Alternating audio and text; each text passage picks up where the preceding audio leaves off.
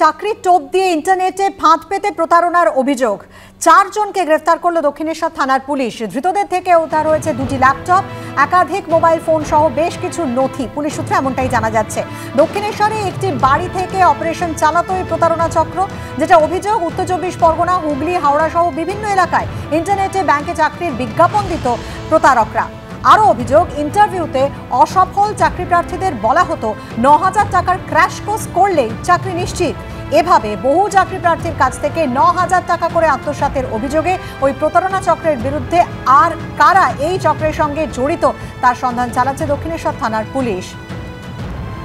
চাকরির টোপ দিয়ে ইন্টারনেটে ফাঁদ পেতে প্রতারণার অভিযোগ উঠছে, 4 জনকে গ্রেফতার করেছে পুলিশ। কথা বলবো আমাদের প্রতিনিধি সমীরণ পালের সঙ্গে। সমীরণ, দেখো, দক্ষিণেশ্বরের ডোমেস্টিক এরিয়াতে একটি বাড়িতে এই চলছিল প্রতারণা চক্র। গতকাল অভিযোগ পেয়ে দক্ষিণেশ্বর থানার পুলিশ এই 4 জনকে গ্রেফতার করে এবং যেটা জানা যাচ্ছে, এরা অভিনব কায়দায় এই প্রতারণা করত।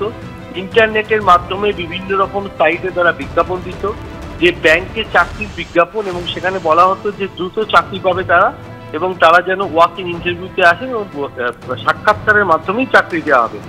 সেই মতন চাকরি প্রার্থীরা আসতেন, এসে যথারীতি তাদেরকে বলা হতো যে তারা ইন্টারভিউতে পাস করতে পারেননি, তাদেরকে চাকরি পেতে গেলে একটি ক্র্যাশ কোর্স করতে হবে, 9 দিনে তার জন্য দিতে হবে মাত্র 9,000 টাকা। অর্থাৎ যেহেতু টাকার পরিমাণ কম, চাকরি প্রার্থীরা চাকরি পাওয়ার লোভে সেই টাকা দিয়ে দিত। এরকম বহু চাকরি প্রার্থীর সঙ্গে প্রতারণা করা হয়েছে, সেটা পুলিশ থেকে জানাচ্ছে বেশ কয়েক লক্ষ টাকা প্রতারণা করা হয়েছে।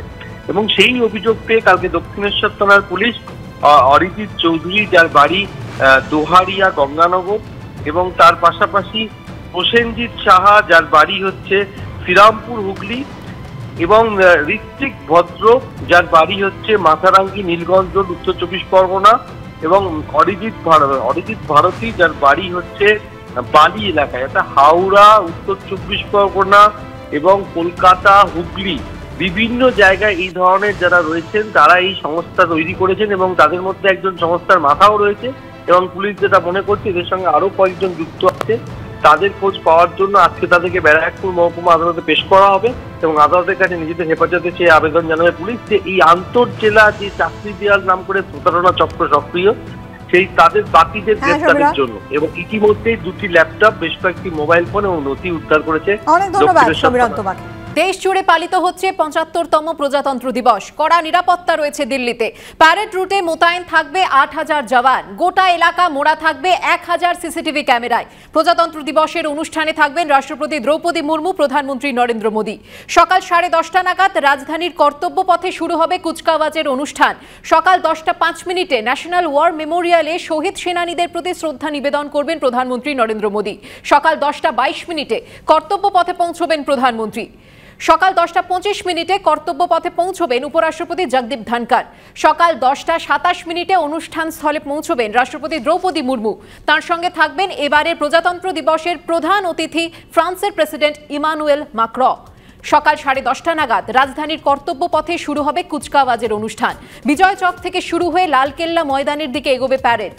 প্রজাতন্ত্র দিবসের কুচকাওয়াজে এই প্রথম একসঙ্গে অংশ নিচ্ছে 3 বাহিনীর নারী শক্তি, শৌর্য ও সমর সম্ভারের পাশাপাশি বিভিন্ন রাজ্যের ট্যাবলোর মাধ্যমে তুলে ধরা হবে দেশের নানা প্রান্তের সংস্কৃতি।